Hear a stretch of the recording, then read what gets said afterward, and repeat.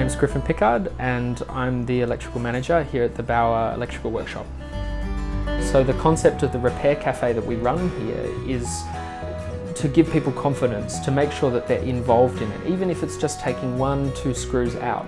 The idea is to get them involved and also make sure that they have a responsibility of the things that they purchase.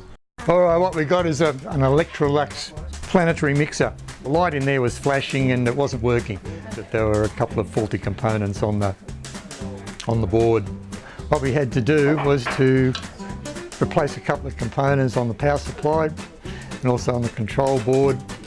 After doing all that, let's see if it works.